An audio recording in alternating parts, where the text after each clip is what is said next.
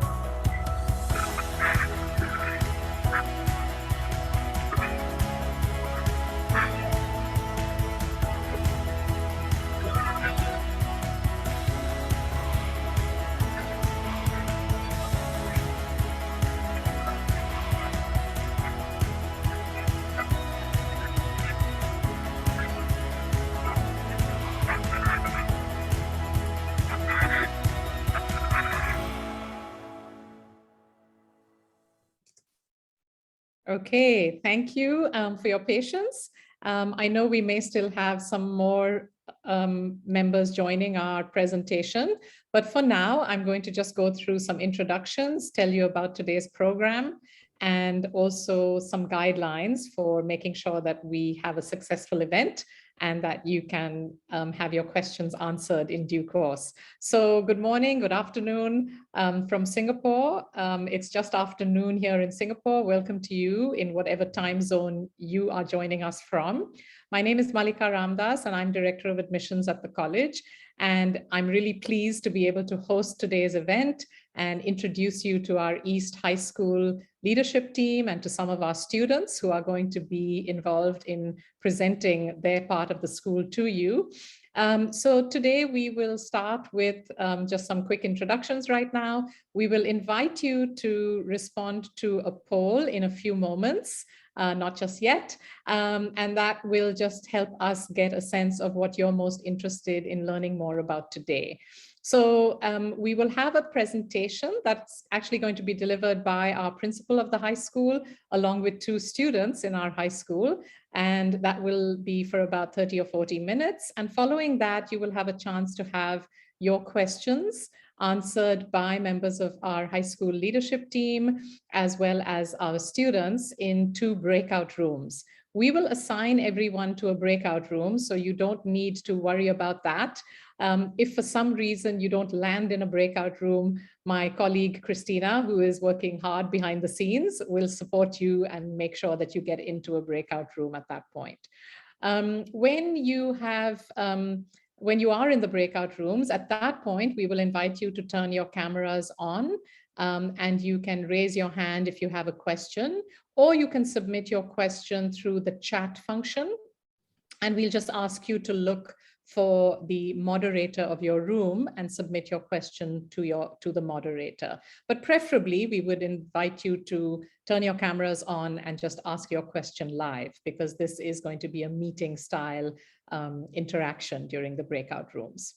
Okay, and I'll also request you to save any questions you have that are related to admissions to the final question and answer period, where you will have an opportunity to have your questions answered about admissions by myself and my colleagues in admissions who will be joining me for that part of the program. And after we finish with the learning program presentation and breakout rooms, we will then actually take you on a virtual tour of our East Campus High School and the whole campus, in fact, and then move into that final section of today, which will be the admissions question and answer period. Hi. So a final bit of information from me is that today's presentation will be recorded, and we will send everyone who registered for today's program a link to the recording in case you can't stay through to the end, or if you would like to review the information later on. And this will also be available on our website in a few days' time. Okay, so now I'm going to ask my colleague to share our opening poll with you. And this is just for you to indicate to us what you're most interested to learn more about today. So I will invite you to respond to our poll now. Thank you.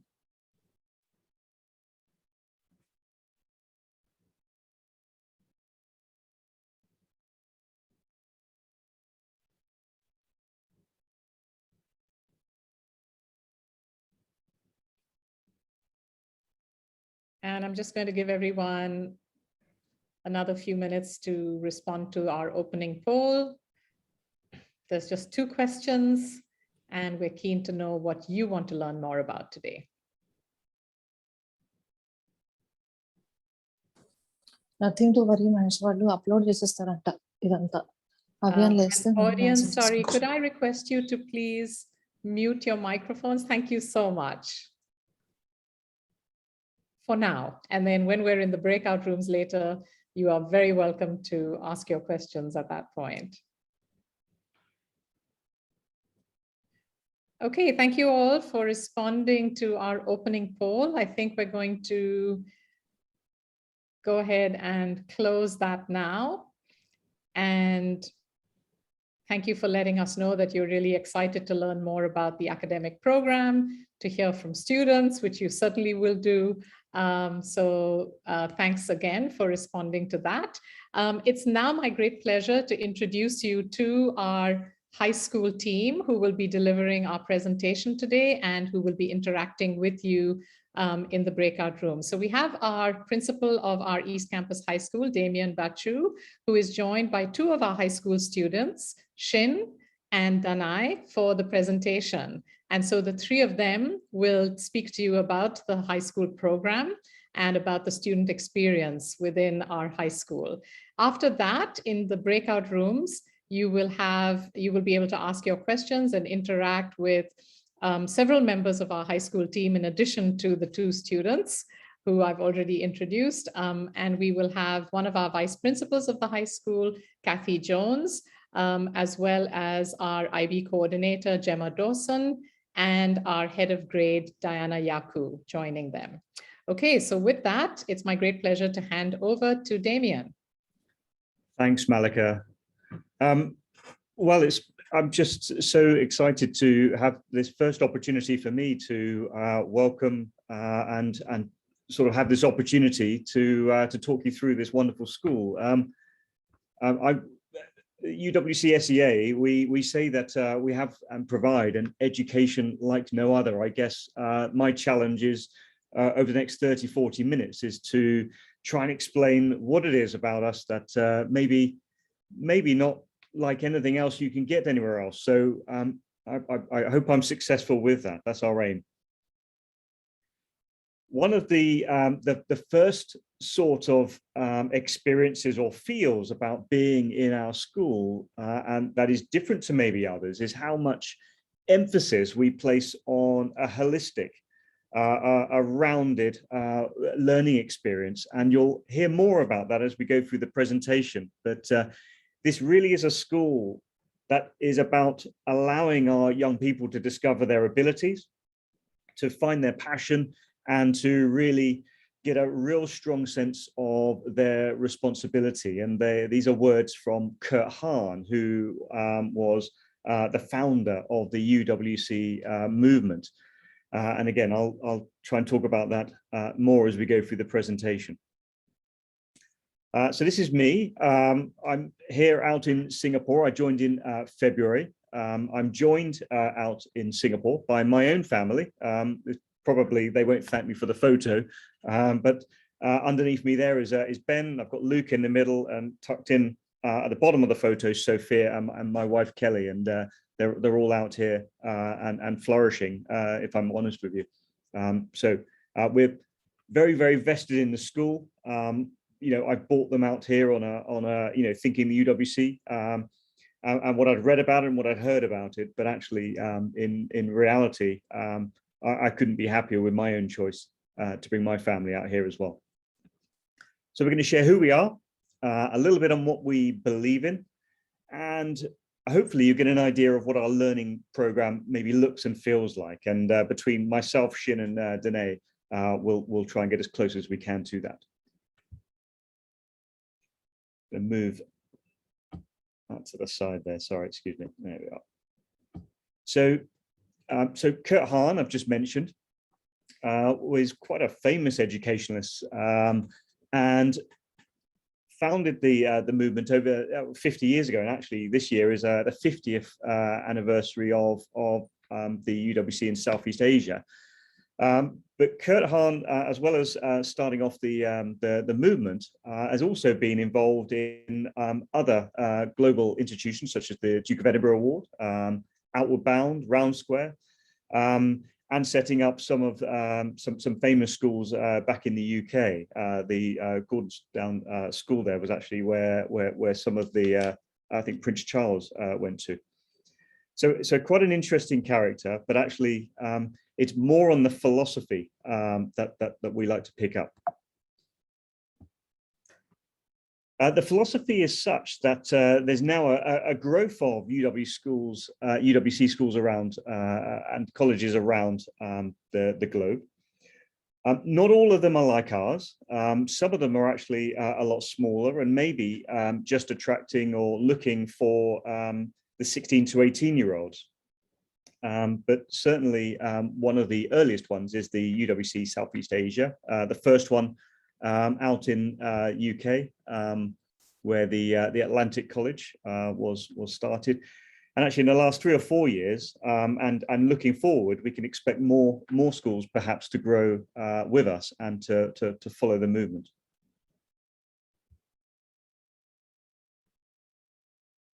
So let me just clear my screen here. Sorry, I've got so many pictures on my screen. I cannot see everything on there.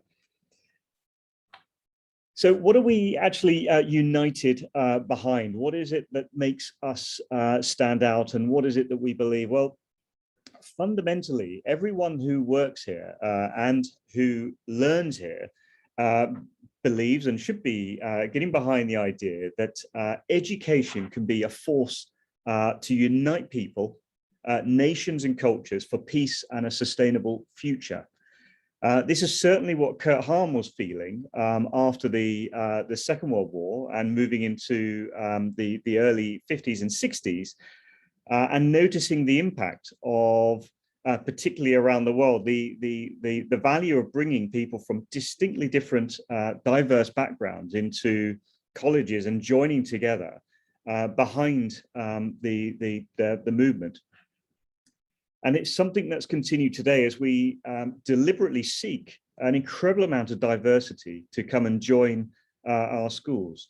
And this is something that's a feature as much here as it is anywhere else in the other UWC schools as well.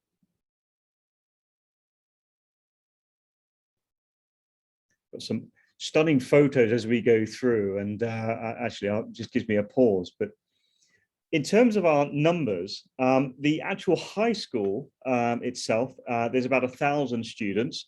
The number of boarders varies from year to year. We've got around 160 at the moment. Many nationalities and many different first languages represented here. This really is where it all comes in together. And we have a very special learning program here. We call it the 5-element learning program. And the 5-element learning program is based on the idea that actually there's more to learning than just any one of the 5 parts. And you'll notice here that we've got academics, activities, outdoor education, personal and social education, and service. And these are the 5 elements that, more than anywhere else I've ever worked, are celebrated and cultivated as important as each other. And the academics, I'll talk you through the activities out the red, and we'll go through each of those in turn and give you an idea of what it feels like to be a student in our learning program. And suffice to say that I've worked in schools where they just focus on academics, and I've worked in schools where they focus on perhaps academics and personal and social education. But it is very rare to find that all 5 elements of a learning program are as integrated as we've made it here. So let's talk about our academic aspect of the learning program to start with. So in grades 9 and 10, we currently have an IGCSE program where students will have the opportunity to follow the IGCSE program, where they will follow English, mathematics, science, but also our own critical perspectives program, a program of physical education. And then there are opportunities as well to go deeper in another language, a first language and potentially an additional language, into the humanities, and also to select a creative subject in the arts and design. We've also got students who are making decisions to come in grade 10, and they follow our foundation IB program. This is a program that is a preparation for students before they start the diploma program. And again, the requirements to learn English, maths and science, integrated humanities, physical education program, our critical perspectives program, our digital perspectives program. So we've got a lot of additional pieces that might not be available in just grade 9, because we are really refining and preparing for the diploma at that point, but still having choices for additional languages and in the visual arts, music and theatre. And what you'll notice here is that we are, as students move through the learning program in grades 9 and 10, we are constantly making sure that students have the breadth of subjects so that they can select from the diploma program to follow. And I'll explain that here. In the grades 11 and 12, the diploma program is offered. It's obviously seen very much still as a gold standard program, highly regarded by universities and employers around the world.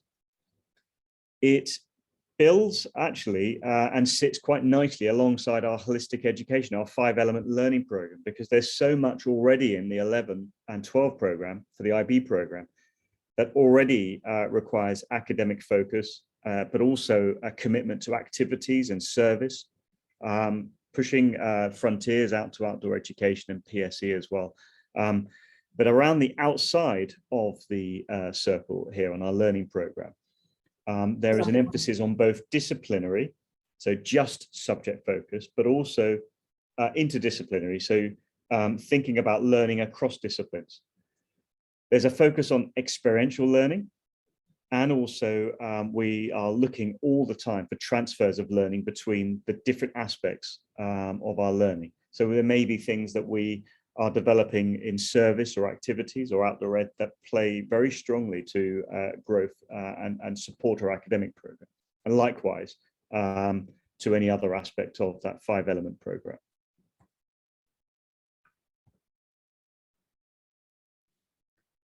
Our activities program is, and again, I can only draw on where I've been in other international schools. Sometimes when we talk about the activities program, sometimes it ends up just being what sports are on offer.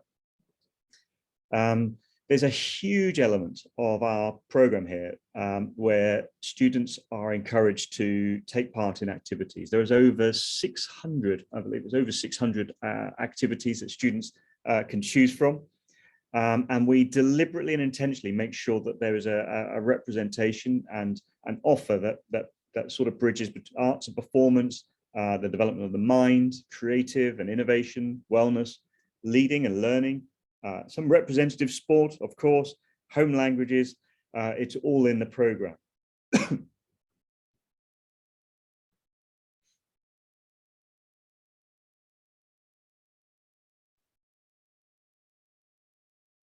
Some stunning photos here of our students doing their activities in their activities program.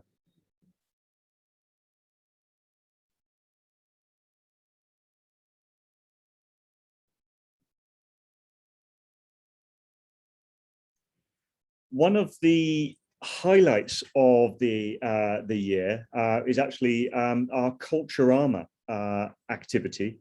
which is driven by students as an opportunity for students to celebrate their diversity. And with all of those nationalities, all of those backgrounds, all of those cultures, the students each year work in their groups to put together some wonderful exhibitions of culture. Now, this year we've obviously had to video record. This one I'm going to show you now is a celebration of Culturama from a couple of years ago. It's getting a little bit easier, but actually, so I won't apologize too much for showing you what it was like before the mask, but actually, as soon as we can, we've got a video to show you maybe in a few weeks of what the students have done this year. But I hope you enjoy it, give you a flavor of the remarkable students.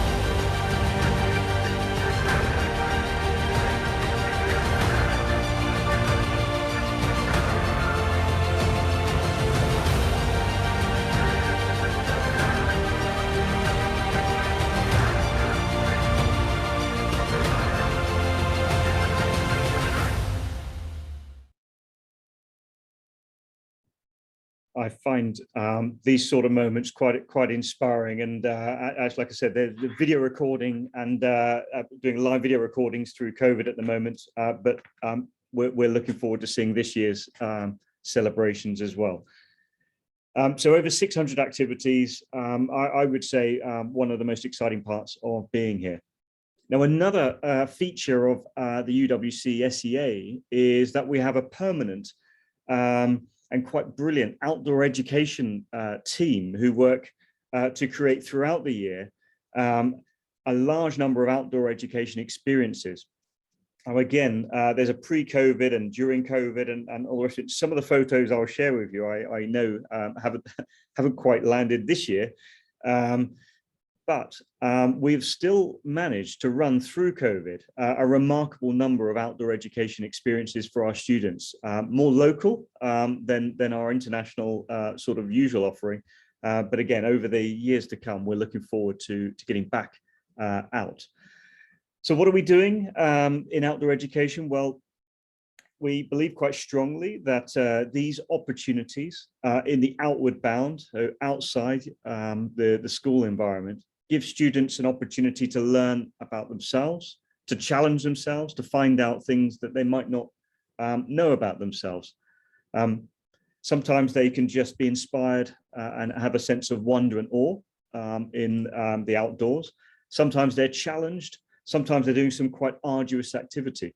And I think every time that we experience something like this, we come back, and these are the stories that many of our graduates look back on so fondly and say that they grew so much through the program.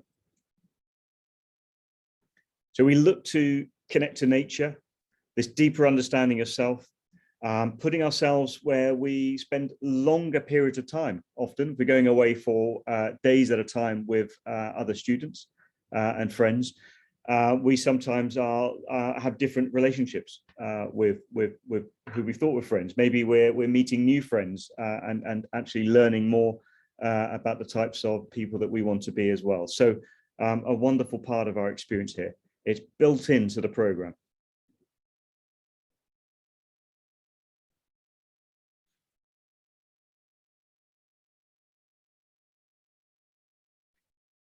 There we go. We've got some more pictures, more during COVID as well, and we're carrying on and we're working hard. But all of these activities, our outdoor ed team are working incredibly hard, and the students are thriving even through COVID with their outdoor education.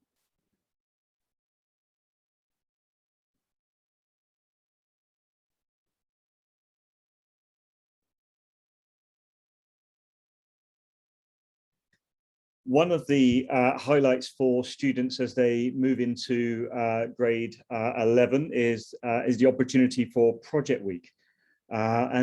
Typically what would happen is we would send and help support our students to plan and really go a little bit further afield to do some more arduous and challenging outdoor education in groups. And this is, again, a signature event that we support here. Again, local this year, but again, in future years, if you're joining us in earlier grades, we would very much look forward to hopefully broadening out and keeping our Project Week and the opportunity to go on further afield with our adventurous activity is something to look forward to. Our personal and social education is another element of the 5-element learning program. We put a significant amount of emphasis on this, and this starts with every student having a mentor, and every morning students will meet their mentors. They'll be joining a family group in their mentor group. That mentor will know them very, very well.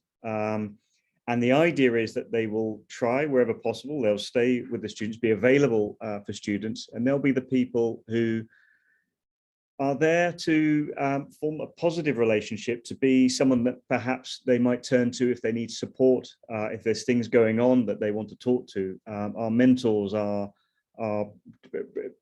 teachers, but they're also dedicated to creating a sense of family for all of our students. But they also cover, beyond relationships, a number of learning points that we build into the program, because there's much of our program is learning, excuse me, see if I can get that right, is having opportunities to actually learn through a formal program. And we're very intentional in making sure that our students have opportunities to grow through a number of support activities. So we will help students, for example, to understand their own beliefs, to explore their values, to look at the impact of their attitudes and behaviors, to look at social norms. We'll be looking at how we talk about advocacy and ensuring that students know how to advocate for themselves, but also in a very, very busy learning program, we'll also be looking at understanding what it means to advocate for social justice within the community and working in ways that support our mission and our movement. Again, we don't have to do this, but we feel really committed, and we see the impact of the time that we spend with students talking about the importance, the personal and social, emotional aspects of being a young person and growing.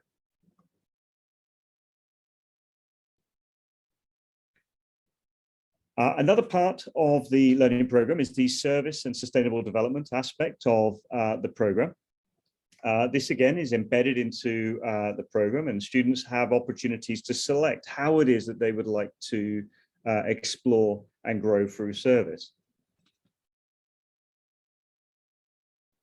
And rather like the activities, students will have an opportunity several times a year to choose from a range of activities on how they want to engage. And it could end up being, I've got a good slide in a minute, someone there. It could be that it happens within the college. So we have a huge number of students who really enjoy, for example, we have some composting, we've got aspects of solar power groups. We've also got local service where students go out into the local community. And there's also a large number of students who get involved with global service, where they take concerns that that they feel strongly about and think about how to mobilize as groups to make a difference globally as well.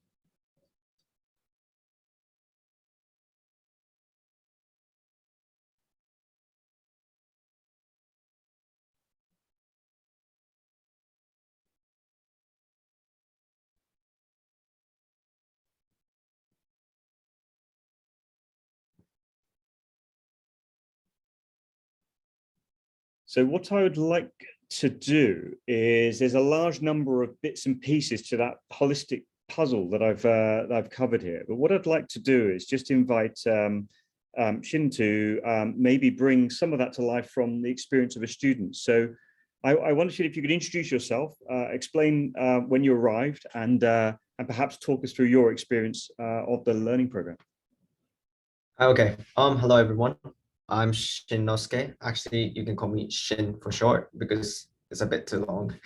And I'm currently grade 12 student and studying IB curriculum. And let me introduce myself a little bit more before I share my experience in UWC. So I'm actually Japanese, and this is my 4th year in Singapore and 3rd year in UWC. I joined UWC East in 2019 summer as a FIB student. Yeah, before I came to Singapore, I've spent all my life in Japan for 14 years. So actually, English is my second language. So go easy on me today, please.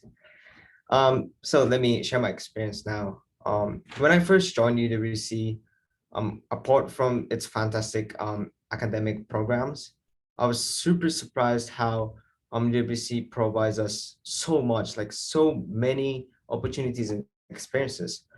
The picture on the right side is me enjoying the FIB field trip, outdoor education trip. And we went to Tioman Island, Malaysia. And yeah, we enjoyed so much. And this FIB trip happens quite early in the year. And maybe like a month or two after we joined UWC. So we can get to each other so much more, and we kind of like collaborate and like communicate through multiple activities such as kayaking, campfire, camping, cooking, many other stuff. So yeah, it was really enjoyable. And we're also given opportunity to get to know the local community and their culture, but also their maybe the environmental issue they're having, and we provide like service and help them yeah, they're solving their issues. In terms of service and activities, as it was mentioned, UWC have like hundreds of choices for us to choose from. And yeah, 99% you'll find what you want to do or something interests you, I think. And I'm currently participating basketball team in UWC. And the picture on the top left, you can see me with my teammates from a few years ago. It was before COVID. Yeah, and I was in a competitive team, but there's also a team where you can just hop on and just enjoy the sport, not really competitive, but you know, for the competitive team, you get to play against many different school teams in Singapore. It is really professional. There's a selection, so you can enjoy yeah, like thriving and like improving that sport. And of course, activity is something fun, but you know, also it is a learning opportunity, and you can like gain your personal experience, develop your leadership skills, and yeah, more than that, like just importance of communication, collaboration. Like you can learn all of that stuff in through activities. For services, unfortunately, there's no picture, but I'm currently working inside college and service group called Coding for Good. It is a service group that aims to help UWC community by solving their issues using technologies. So we sometimes make website for particular reason, or we develop an app or something like that.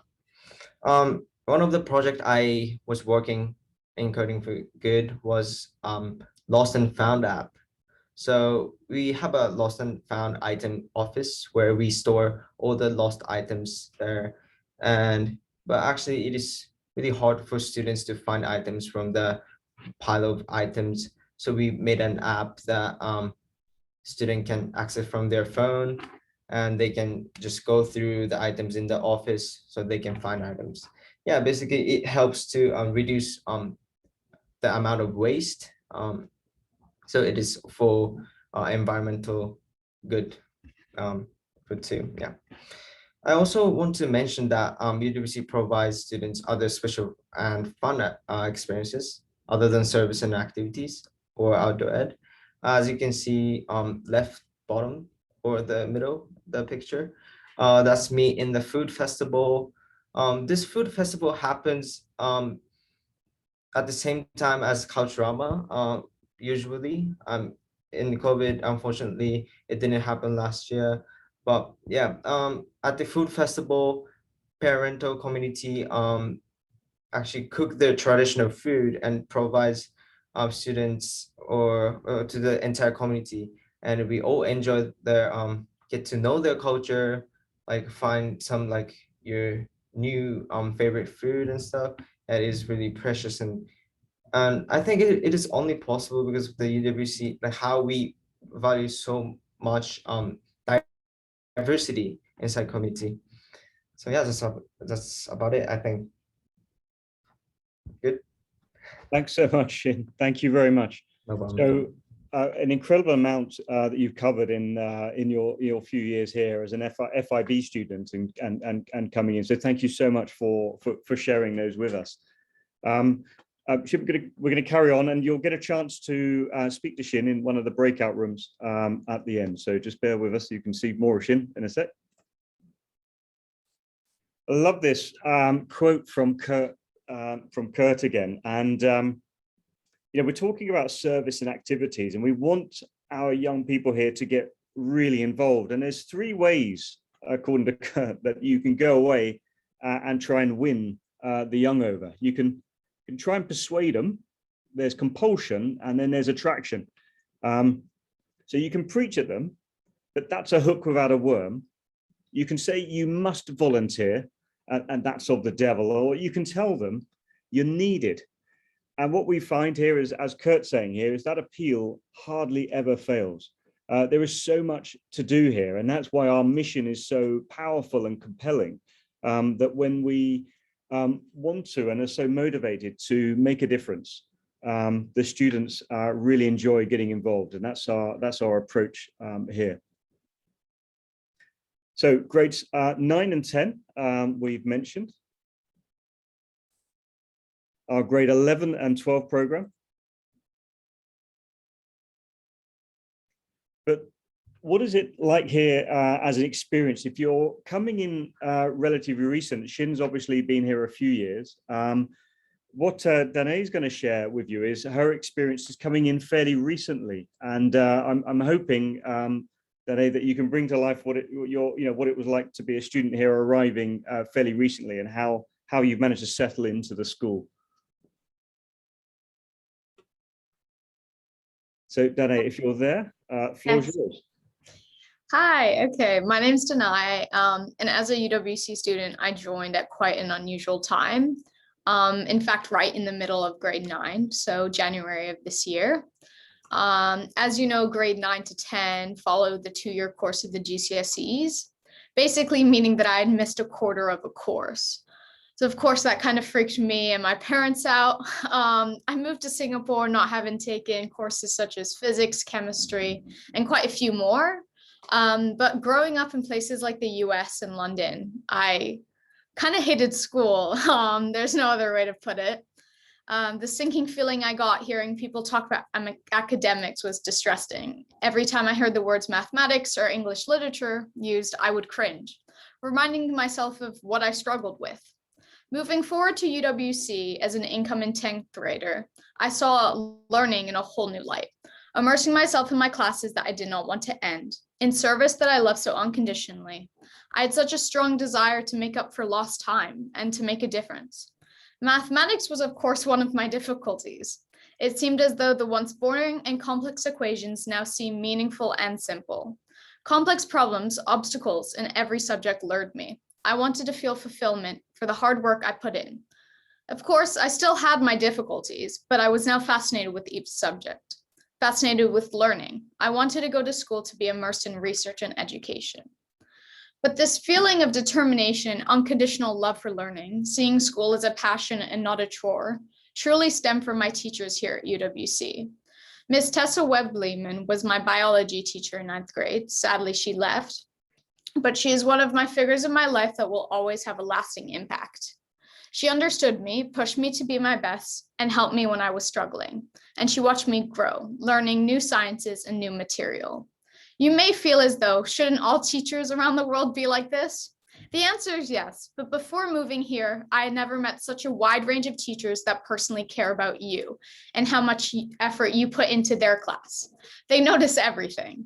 Catching up with school while keeping on track with all of the classes I was taking was no slice of cake, but because of the helping hand from my teachers, ranging from their emails full of resources that worked for me as a learner, to meeting consistently after school about material I did not understand or just wanted clarification on, they let me have a life outside of academics too, which seemed impossible with the workload I had to accomplish by the end of 9th grade. I ended up receiving high marks on the end of year exams, and I'm on track to take GCSEs in June 2022. In season 4 of my first school year, I joined the UWC girls touch team. I've never played touch, and I'll be honest, it seemed quite daunting, but a friend requested me to join her, and I just decided what harm could it do. After just the first practice, I fell in deep love with the sport. The teamwork and social aspect of the sport made me delighted to show up every week. I still play, sacrificing my sleep for 6 a.m. practices on Monday mornings because the sport simply just makes me smile. I was able to bring my passions such as theater from the United States to my drama class here. The picture in the slideshow shows me performing my very own monologue that will soon be sent to the GCSE board. Independently, you learn how to succeed and be a better student through refining work, practice, and persistence, and not just through drama class. As a student here, I now wish to thrive in my further education and future, helping others, ultimately contributing to my community here in Singapore and succeeding as an individual. I most honestly would have not have this feeling of resiliency through school if I was not faced with my past hatred for school and the nurturing environment here at UWC. Thank you. And I thank you so much. That's yeah, we haven't gone through this together, and again another heartwarming sort of experience. And I'm glad that that's been your experience here as well, and that's wonderful. So Dania, you're going to be in another one of the breakout rooms at the end of this presentation. So thank you. We'll see you very shortly as well. I've got one final slide here, which has actually been shared not by one of the students here now, but someone who's just recently graduated. And I thought I'd want to share this with you. It's thank you so much for the support and understanding throughout the year. I honestly mean it when I say this. I don't think that I could have got through the year without all the support from the teachers and staff. It's the first time in my life where I believed I could be someone who could achieve something big. What's interesting about everything that you would have heard here is that this is not, our academics here are world-class, they're outstanding, but this is not who we are in totality. This is about joining a community that believes in growing young people to be truly outstanding in any way that they wish to grow into.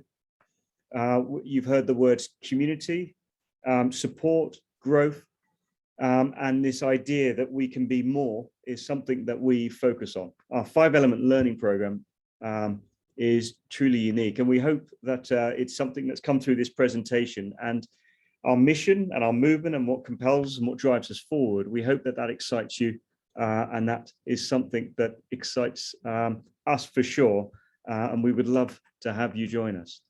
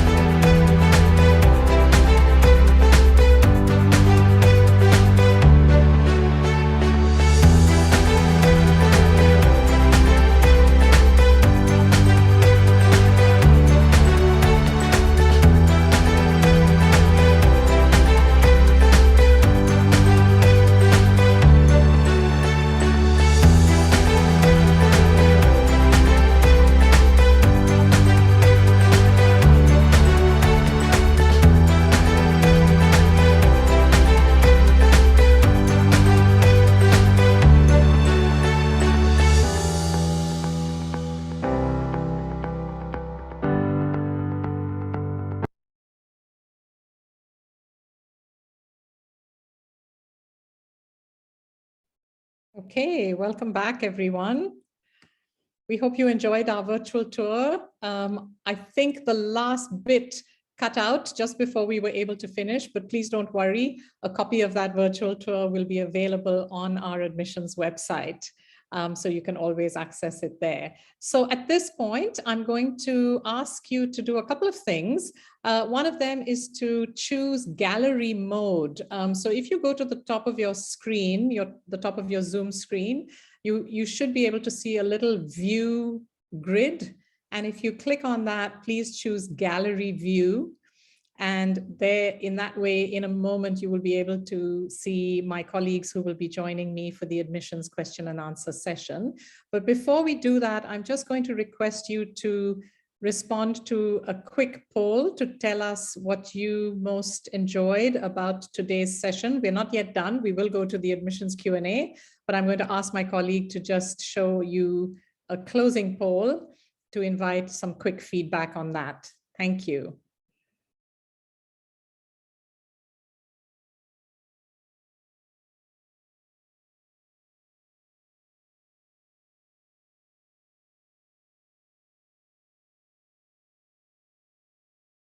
And again, for those of you who may have just joined us, if you could just quickly respond to the closing poll, that gives us some good feedback and helps us to improve future presentations. Thank you very much.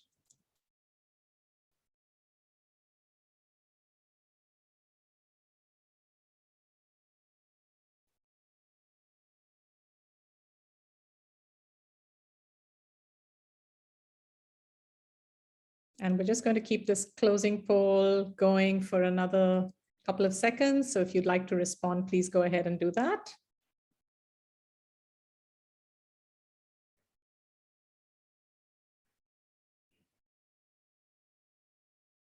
Thank you very much. And I think we are going to go ahead and close that poll now. Thank you. And at this point, I'm going to invite my colleagues in admissions to reveal themselves and to join me for our question and answer session. Thank you. So I'm just going to do some quick introductions, everyone, and then we will turn to your questions. But we also have a brief presentation for you about our high school selection process and what we do in what we call our virtual immersion program. So with me today is my colleague, Katie Phantom, who is our Deputy Director of Admissions. That's Katie. Then we have our two admissions managers, our admissions manager on the Dover campus, Maria Wee, and our admissions manager on the East campus, Ashu Garg. And we have our boarding admissions officer, Caitlin Go.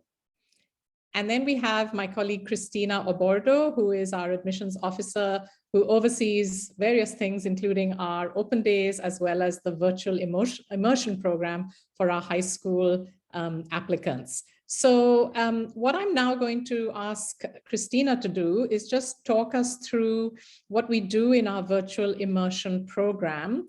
And I'm also just going to guide you on how we're going to run our question and answer session. So in this part of the program, unlike in the breakout rooms earlier, we're actually going to ask you not to put your cameras on and not to ask your questions out loud. Instead, we're going to invite you to submit your questions via the chat button. So please take a moment to locate the chat button. And what I would like you to do is to submit your questions to the admissions moderator. So you should see somebody marked as admissions moderator, and that someone is actually Katie, my colleague. And Katie will pick up your questions from there and then direct them to the rest of us to respond to. So please, if you have questions related to admissions, then pop that into the chat button using admissions moderator as the person that you're sending your questions to. Okay, so Christina, I think we are ready for your brief presentation about what our virtual immersion program is all about. Thank you. Thank you, Malika. Okay. Hi, everyone. Thanks for joining our open day, and I hope that you are finding this webinar informative. We know that assessments are foremost in the minds of our applicants and their parents, so I prepare these 5 slides about frequently asked questions about our virtual immersion program. Let me start with the first question. What do I need to know about the VIP? So after you submit your application, admissions will review, and based on your school reports, application, and student statement, we will decide on whether you meet the initial review criteria. If you do, you will be invited to a virtual immersion program and assigned a date. The admissions officer will inform your parents about the date and will request you to confirm your attendance to the interview, to the admissions activity, and the forum. Then a few days before and hours before the scheduled immersion program, I will be sending you an email and I will be requesting you to test your tech readiness to ensure that you are all set up to join our program. Please check that the Zoom or your Gmeet apps are working, that you have stable and internet connection, and your computer, camera, and microphone are functioning properly. After you attend the immersion program, you will be informed whether you have met the entry criteria and your application will be placed in the pool. Offers will be made in mid-January for round 1 and in end March or early April for round 2. Okay, the second question is, why do I need to attend the VIP? The aim of our VIP is for us to get to know you better so that we could determine if you are the right fit for our college. And you, on the other hand, can find out if UWC is the right high school that matches your learning styles, needs, aspirations, and talents. Question number 3, what are you assessing? Through the interviews, admissions activity, and the forum discussion, we hope to be able to, 1, gain insights about your personality, academic and extracurricular pursuits. 2, find out more about your engagement in activities like sports or theater. 3, be able to observe your interpersonal, collaboration, and communication skills. 4th, assess your suitability as a day or as a boarding student. And 5, assess your potential to align with UWC's mission and values. The 4th question is, how are we assessing students? As stated, it consists of 4 points. You will be interviewed by our senior high school staff member if you are applying for a day place, or if you are applying for a residential boarding place, you will be interviewed by our boarding director or house parents. As for our activities, admission staff like Malika and Katie will engage you and 13 other applicants in an activity and a discussion forum. Current UWC students will help facilitate the discussion if you are able to join a virtual immersion program that follows the Singapore time zone. However, if you are residing in the Americas, we will prepare a forum that is tailored towards your time zone, and as a result, the admission staff will be the one facilitating your forum. Lastly, we may request you to submit additional information depending on your English proficiency level and on the language and subjects that you would like to study. Your admissions officer will send you an email that contains all these pertinent pieces of information. And the last question is, how do I prepare for the VIP? The first thing that you should do is to ensure that you are available for the interview, the activity, and the forum on your scheduled day and confirm this with your admissions officer. Secondly, test your tech readiness 2 days before and hours before your VIP. Thirdly, on the day of your virtual immersion program, join the interview and the admissions activity at least 5 minutes before your scheduled time. Most importantly, our advice is for you to be yourself. Share your ideas, your insights, your stories, and participate actively during the program. There you go, 5 questions and answers. And I hope that this helps you understand better the program that we will be preparing for you and that you will be attending. Thank you very much, and over to you, Katie.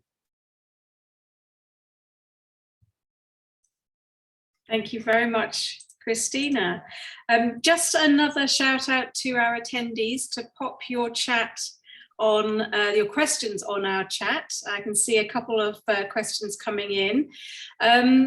Malika, I'd like to start with you first. A family has asked, is August the only application, the only enrollment time, or can they apply for a January start? Thanks, Katie. So our normal entry point for high school is only August entry. So we do not open applications for a January start for any of our high school grades. Now, having said that, I do want to mention, for those of you who were part of the learning program presentation, that you may have heard our student Dania introduce herself and mention that she did join in January. As it happens, that was a very exceptional circumstance, and that happened because of COVID last year, when Dania was actually scheduled to start in August. And then as a result of various issues concerning her delayed arrival into Singapore, she was only able to start finally in January. So do keep that in mind, but we do not offer admission to the college in any high school grade in January under normal circumstances, and you won't be able to apply for a January start. So you are very welcome to submit applications for August entry in 2022. Thank you. Thank you, Malika. Ashu, we have a question from a family who have applied before, but unfortunately didn't receive an offer that time round. Does that influence any later applications or any later potential for offers? Thank you, Katie. If you have applied before and didn't get an offer, it would most likely be for the availability reasons that we were not able to offer you. Of course, if there were any other learning concerns that we could not support at that time, that could have been one of the reasons that we couldn't offer your child a place. When you're reapplying to us, we would request, we obviously have your application history. You are using the same username and password to create your next or reapply for the next academic year that you're looking into. And that is linking your previous application and your application history with your new application. And we will have that background why we couldn't offer you a place. So obviously we will keep that history in mind. If you are, it was just because of the lack of availability, we couldn't offer you, you stand a good chance of being considered again for the next offer round for that particular year of entry. If it was support needs that we couldn't offer you because of, we would have to reevaluate that, and the application would be reviewed by our special staff to see what sort of support is required now or at the present moment. And if depending on, if there is any support requirements, we would then be able to kind of give you an answer whether we can support you or we cannot, and then let you know that. Malika, do you want to add anything to that? So I'm just going to add that there is always a space constraint, and we typically have 2 to 3 applications per place for our high school grades. And so our inability to offer a student a place can simply be because we do have to make some difficult choices when it comes to selecting students who have met our entry criteria, would be perfectly fine to thrive in our learning program, but that's where we look at various considerations, including, very importantly, the diversity of our current student body and how we wish to complement that when we're selecting students for offer. I should have said at the beginning, and I'm going to say that now because I forgot, that we don't actually have a formal presentation in this section of the program today. We did do a separate webinar called Admissions Explained for families to understand our admissions philosophy, our admissions process, the timelines, all that sort of thing. And you can access a recording of that presentation on our website. I'm very sure that my colleague who is behind the scenes today, our head of marketing, will pop a link to that Admissions Explained webinar recording so that you can check that out. It's only about 30 minutes long. I do strongly encourage those families who may have missed that to spend some time just going through that so you understand better how our admissions process works. Thank you. And possibly, Monica, to mention that we have some documents in different languages. Thank you. Go ahead and say that, Maria. Just adding on to our documents that we have it on the website and also explained in the Admissions Explained webinar, there are several languages of documents that are placed in the website. And the languages are Chinese, Korean, Japanese, and Russian. But if you do need further help, please do contact the admissions. We'll be happy to assist you. Thank you. I did forget to add one more thing, which is that if your child is reapplying, we always do consider that, and we consider that favorably in the admissions process. So it is absolutely, because we can't offer all students places in the year that they may first apply, you're very welcome to reapply, and that absolutely does not go against you in any way. If anything, it will be, you know, something that we do pay special attention to as part of the students' admissions process. Thanks. Thank you all. Maria, I wonder whether you could just answer this question. A family is asking, what's the difference between a virtual immersion program and an in-person immersion program? So I wonder whether you could just explain what we currently are doing and what we're not doing at this moment in time. Okay, thank you, Katie. As explained by my colleague Christina, our immersion program will be done virtually. And because of this pandemic COVID situation now, unfortunately, we're not able to welcome any visitors or even prospective parents or even candidates to be on campus. So unfortunately, it will still continue, just like we did last year. It's going to be done virtually. Thank you. Thank you very much, Maria. Can I just jump in? Sorry, Katie. I'm just going to jump in to say that we've actually, you know, last year we had to quickly move into a virtual immersion assessment format, but actually we have found that it has worked very well for our applicants, and we are likely to continue with that, certainly through the current application cycle, but indeed quite likely to do so beyond this.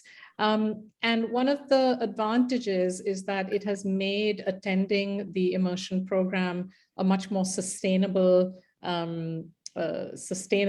requirement of our admissions process for all families, including those who happen to be outside Singapore. And of course, we do have many families in that situation. Now, having said that, if and when we can start welcoming families to our campus for an in-person campus tour, you will, of course, be very welcome to book that kind of tour once that day comes. And we, of course, hope that that day will come sooner rather than later. But as far as the actual selection process, the requirements of the admissions process are concerned, that will remain a virtual program, whether or not you're physically in Singapore or elsewhere. And Ashu, we've had a couple of questions that came in as part of the registration process for this webinar meeting. A family said they received some immensely helpful information via an email with lots of links to our website, but they would actually like to speak to somebody in person. I wonder whether you can help this family about how they can connect with us in the virtual world.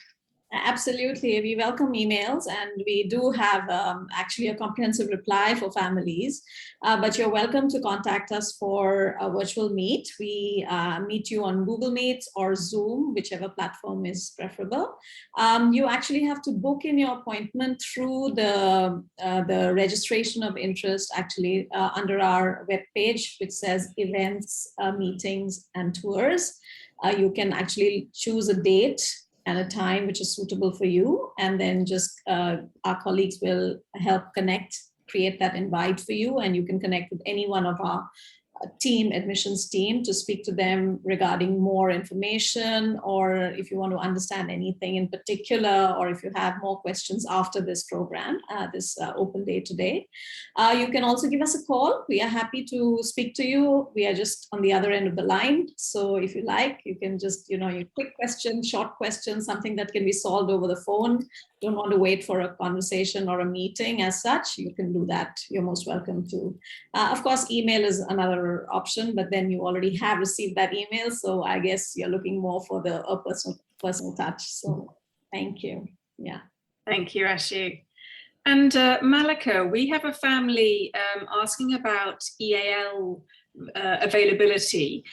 So I wonder whether you can give them a quick understanding of when EAL offers are likely to happen and what the availability is for students who have English as their second language? Absolutely. So for high school, when we review an application, we are looking at the family's language background in their home language or first language, as well as in English if that is not the student's home language or first language.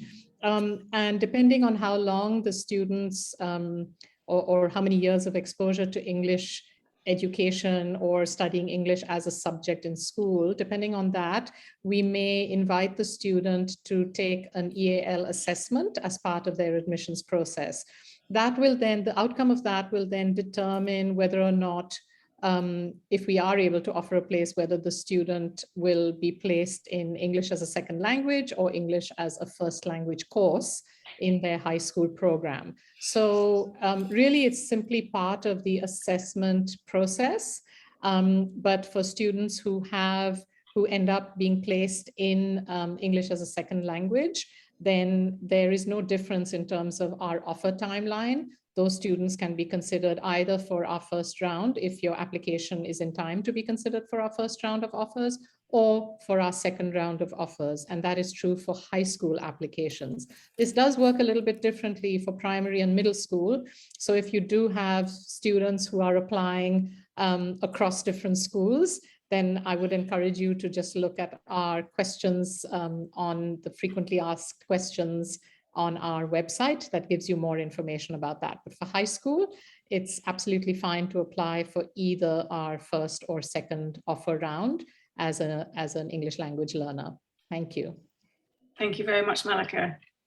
And Caitlin, we've had a couple of questions that have come in as part of the registration process. So I wonder if I can fire a few to you. One family is asking whether it's okay for a boarding applicant to be able to visit relatives in Singapore at the weekend if they board with us.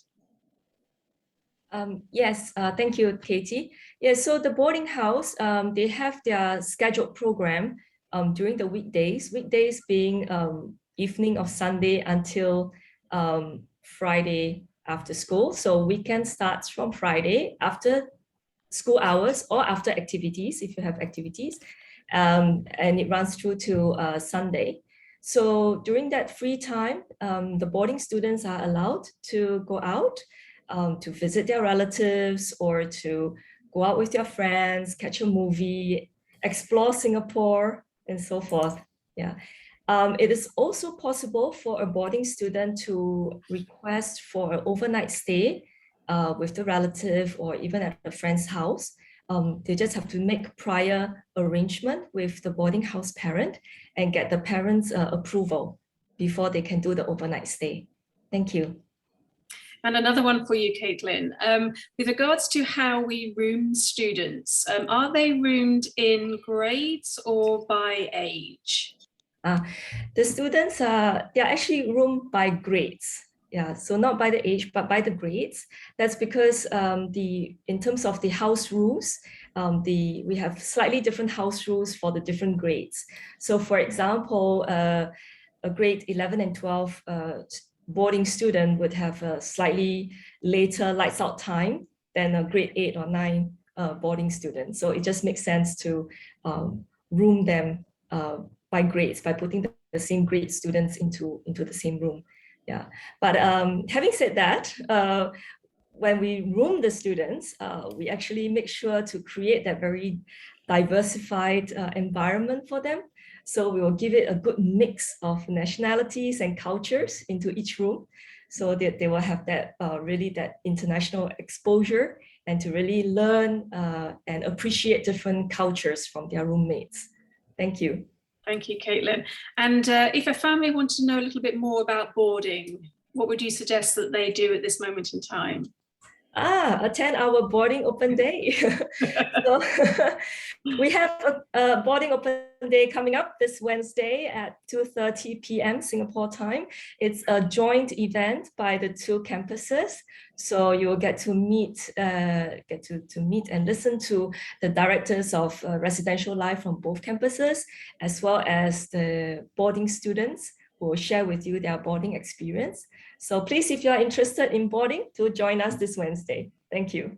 Can I jump in and add that we also are hoping that we'll have some boarding parents joining to share kind of the parent perspective on having a child attend UWCSEA as a boarding student. So we really strongly encourage you to sign up for the boarding open house if you are interested in applying as a boarder. Thanks. Thank you.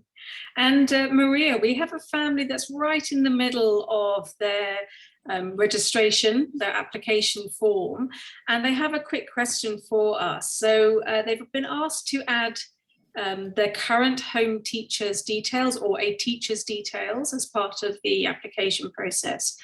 And their question is, are we going to reach out to that teacher before the admissions process is complete or after?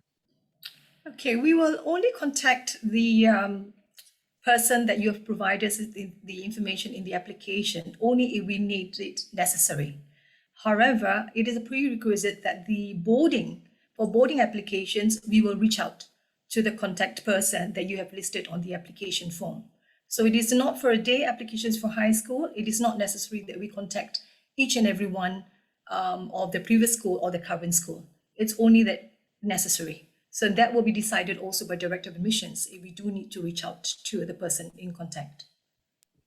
And maybe I'll just supplement that by saying we reach out to current schools if there's some aspect of the application that we want a little bit more information about, or sometimes when, depending on the nature of the school, reports can look very different. Some schools only provide transcripts and grades and no narrative reports. And usually in a case like that, we just want a little bit more information. So we may well reach out to the student's current school. And that is why we ask for that information. So we always want to make sure that we have that information in the application right from the start of the application process. Thank you very much. And actually one for both Caitlin and Malika has just come in. So one family would like to ask whether we have a quota of offers that we reserve for our boarding students compared to our day student places. I wonder whether you could both talk about that a little bit. Maybe I'll start and Caitlin invite you to add anything. Yeah, so that's actually quite an interesting, it's a great question and it's an interesting one because I don't have, this is always a work in progress. We don't have boarding availability in quite the same way that we have day student availability. And boarding availability is sort of a subset of our overall availability. So if we have a certain number of anticipated spaces per grade that we're expecting to fill, then part of those spaces will go to boarding applicants. And then the boarding spaces themselves will be determined based on the current room configurations, how many beds we have available for different grades. And we are always in close consultation with our directors of boarding on both campuses about that availability. As Caitlin mentioned before, the way in which rooming is organized is also factors into this because we have an understanding, or really the boarding houses have a very good understanding of who are the current occupants of their respective boarding communities, and therefore how much additional space is available by grade. But also in terms of gender balance and room configuration can also influence kind of what we need, factors we need to keep in mind in terms of the nationality mix or the cultural mix, et cetera, et cetera. And that is why we don't actually advertise how many boarding spaces we have available per grade, because it is a work in progress as we move through the admission cycle. But certainly Caitlin would be welcome, would be happy to answer questions from families individually about this as well. Caitlin, would you like to add anything? No, all good, Malika. Thank you. I think you covered it all. Thank you.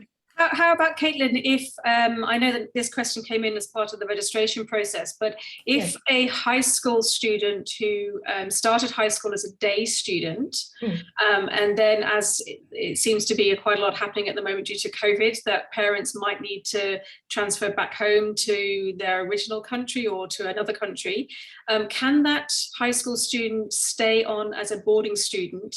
What's the process around that? Okay, Katie, thank you. So yes, it is possible if you, for parents, if you find that your residency status are going to change, you're going to leave Singapore, but you would like your child to continue on in the college, then one way is to, in fact, the only way is to apply for your child to go into boarding. That's because we have a very strict residency requirement whereby a day student will have to be living with a parent, at least one parent in Singapore, and that parent needs to be present in Singapore for at least 90% of the term time. So if you need to leave Singapore, it's not possible to then leave your child with a family relative or a guardian. The only way would be to apply to a boarding. So get in touch when that happens, get in touch with us, and then we'll just guide you through the process on how to transfer the child from a day to a boarder. Thank you. Thank you very much, Caitlin. And Ashu, a quick question about immigration status as applying for a student pass. This family is not quite sure what happens. Do they get their offer first and then we apply for a student pass? I wonder whether you can help them. Sure, Katie, happy to. So yes, actually, it's the offer first and then only the student pass. So once we have made an offer to you and you've accepted and all the paperwork and the finance bit is all completed, my colleagues will be contacting the families and they will be in touch with those who've requested for a student pass in their letter of acceptance. And we will be doing that sometime in June before the term breaks, the school breaks for the end of the academic year and before you're coming into Singapore. So we will contact the family to register their child's name on the Immigration Authority of Singapore, their website, and then they will, once that is approved, you will get the information from my colleague to complete the online application form for student passes. And once the student pass is received, we will let you know, and you can then go to make your e-appointment to collect that student pass from ICA. So all that is a process that my colleagues will handle, and we will do it all after the enrollment has been completed. Yeah. Thank you very much, Ashu. And just looking at the time, I think we have one last question left. And actually, Malik, I'm going to throw this one to you. Oh, sorry, Katie. Just before you do that, I just wanted to add something about the immigration piece. Certainly. And that is that we have a lot of information on our website, including answers to frequently asked questions related to immigration and related to residency. And that information is also available in translation in the 4 languages that Maria mentioned earlier. So I would encourage families to look at that information, because I know we often have a lot of families wondering about how the immigration status works to attend UWC. Thanks. Okay, thank you. So this last question is not quite admissions related, but I would like to ask it with your old hat on that you used to wear at UWC. So this family is wanting to come to us for their last 2 years of their child's education, but wanting to check whether IB is still considered to be an appropriate qualification moving into college of their home country. Sure. I love answering these questions. So the old hat that Katie was referring to was the fact that I was in my former life at the college. I worked in university advising for many years. So I do know a little bit about this. So the IB, the International Baccalaureate, is extremely well recognized worldwide as a pre-university qualification. And in fact, it's highly respected because of the academic rigor that it provides and in terms of kind of the holistic learning.